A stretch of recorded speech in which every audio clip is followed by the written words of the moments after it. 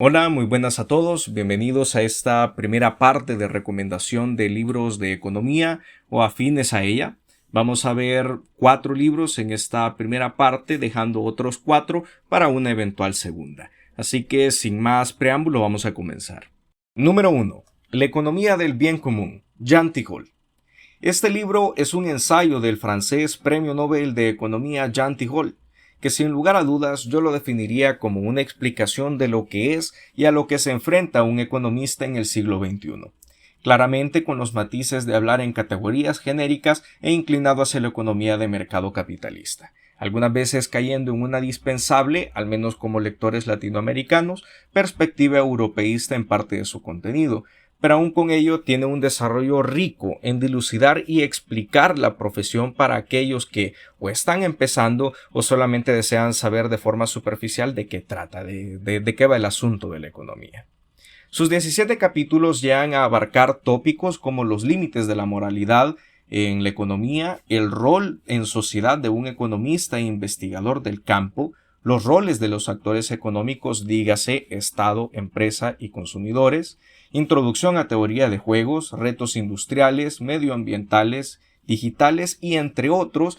Este es quizás el apartado que peor envejece debido a que roza lo modesto, lo simple, considerando las circunstancias en las que se encuentra el mundo post-COVID-19. Sin lugar a dudas es un libro de entrada, de apreciación, de acercamiento a la ciencia económica y sus quehaceres. Por tanto, no posee requisitos académicos necesarios para su comprensión, ya que tiene una lectura ligera y comprensible para cualquiera.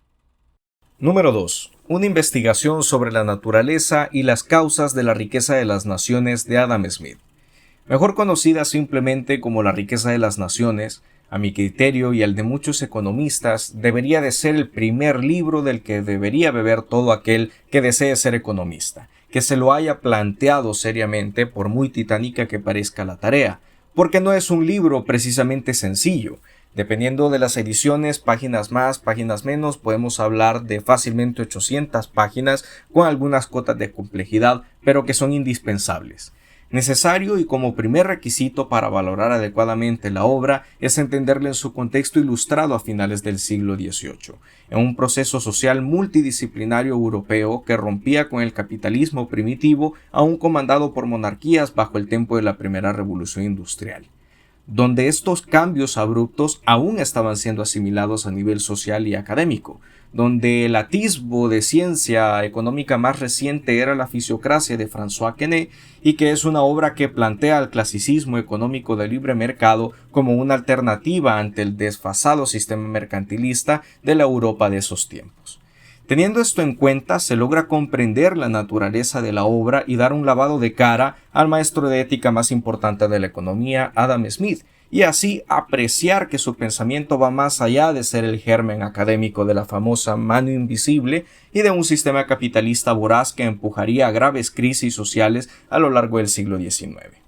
Dividido en 5 libros, el primero de ellos abarca la base teórica del pensamiento clásico, la teoría del valor-trabajo, teoría de la mercancía, salarios, capital, la renta de la tierra, que creo que es por mucho el apartado más abstracto del libro, acompañado de un peculiar ético deber ser de esta nueva teoría, etc. El eje del segundo libro es el capital, una profundización en su composición, acumulación y el dinero como parte de este, el trabajo y empleo del capital y los mecanismos clásicos de oferta y demanda que llevarían a buen término estos planteamientos. El tercer y más corto de los libros es un recorrido histórico de cómo la riqueza se fue desarrollando en territorio europeo principalmente, y pues no hay mucho más que decir al respecto. El cuarto libro, sin embargo, es muy importante. Dedicado a la economía política, es una justificación del sistema liberal como respuesta a su tiempo.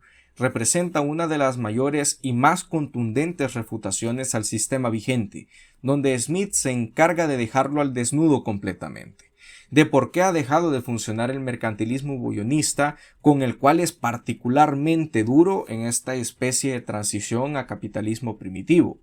Igualmente supera a la fisiocracia, principalmente su representante François Quesnay, aunque con menos severidad, y en su análisis llega a atreverse a predecir incluso el éxito económico de Estados Unidos, en forma de explicar el por qué las por entonces colonias inglesas en América, por su configuración económica ilustrada y liberal, estaban por convertirse en uno de los imperios más poderosos de la historia, instando incluso a Inglaterra a buscar una alianza e independencia pacífica de estos territorios. Este libro da un golpe sobre la mesa, legitimando el prevalecer del liberalismo clásico. Y finalmente, el quinto y quizás menos útil de los libros, al menos para el enfoque económico, está destinado como una suerte de guía a la monarquía para surcar esta transición en aspectos académicos, políticos y económicos. Un clásico que rescata la importancia de la humanidad, del ocio, del descanso, de la seguridad social para el correcto desarrollo de un Estado. Una revolución para su tiempo, la base de la transición de la economía como una actividad doméstica de una sociedad a ser una ciencia, y muy probablemente la obra que mejor capta la esencia de lo que desde hace siglos debería ser un economista, dando roces con la historia, la ética como parte de la filosofía, política, etc. Sin duda, una magna obra que abre las puertas al estudio del resto de clásicos, despuntando a David Ricardo como siguiente gran referente. En cuanto a los requisitos, la primera materia de economía de una licenciatura suele ser más que suficiente para ubicarse a nivel de términos y conocer al menos el desarrollo europeo desde el Renacimiento hasta la primera revolución industrial como contexto. Número 3. El Capital, tomo 1. Karl Marx. Polémico, disruptivo, controversial. Todos esos pueden ser adjetivos para esta obra que, por mucho que se pueda estar a favor o en contra, posee una importancia irrefutable en la historia del mundo y particularmente en la economía. El Capital, como quizás muchos ajenos puedan pensar, no es un manual del socialismo, tampoco el libro guía sobre el que se construirían los estados socialistas del siglo XX. En esencia, y con muchísimas comillas, este libro es una crítica, donde Marx bebe directamente del pensamiento clásico de Adam Smith y David Ricardo para explicar, a base de un sistema propio de leyes, la forma en la que el capitalismo funciona, se legitima y explota a todo lo que se encuentra en su interior. A mi manera de ver, la columna vertebral de esta obra gira en torno a 4 pilares. El primero de ellos es que existe una dimensión económica que dicta cómo va a funcionar todo el resto del sistema. Desde lo religioso hasta lo jurídico, toda la vida en sociedad está supeditada a la economía por medio de las relaciones de producción. Esto es lo que se conocería como la superestructura. 2. Una lucha de clases entre los que poseen el capital y los medios de producción, póngase la etiqueta de su preferencia, capitalista, burgués, etc., contra los que solo poseen el trabajo como mercancía, proletariado, trabajadores, etc., que su esfuerzo físico y mental es lo único que pueden ofrecer al capital para conseguir medios de subsistencia. 3. La ley de la plusvalía, que se nutre de la teoría del valor, de la tipificación del trabajo, de las mercancías, el trabajo como mercancía, la explotación del capital, etc. Este es quizás el apartado más complejo al que definitivamente debemos hacer una abstracción para fines de este video. Y cuarto, la acumulación y reproducción del capital. Al igual que mucho de la teoría económica, pero en este caso en demasía, esta obra peca en la cantidad de suposiciones a la que debe someterse el análisis teórico para funcionar a un nivel numérico, que sin embargo acierta en señalar y denunciar algunas de las principales carencias y contradicciones del capitalismo de la época, algunas vigentes hasta hoy día. Digamos que acierta en un análisis teórico, pero que cojea fuertemente para explicar a un nivel fáctico lo que desea señalar.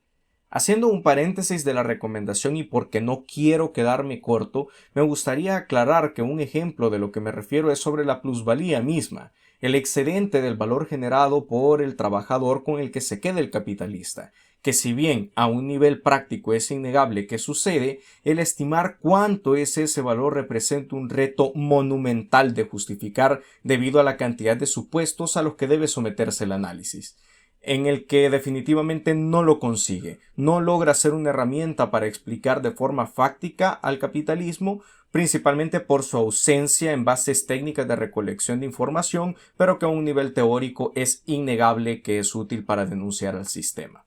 Y con todo lo que acabo de mencionar, solo estamos abarcando una parte de la obra. Es muy extensa y en ocasiones abstracta. Sin lugar a dudas, un libro importante, que debería ser necesario para tener un criterio teórico, ya sea para criticar o apoyar al mismo Marx, u optar por retomar parte de sus ideas sin la convicción de que se vuelvan el ente por el cual ver la realidad. Al ser una obra tan heterodoxa, que responde a una suerte de universo académico propio, no puedo dar prerequisitos para su estudio. Es solo de meterse y dejarse guiar muchas veces para comprenderlo. Igualmente, aprovecho para dar la recomendación más rápida del oeste con el libro Economía Crítica del salvadoreño Aquiles Montoya, una digestión de la teoría marxista aterrizada en la realidad de un país como El Salvador. Muy interesante. 4.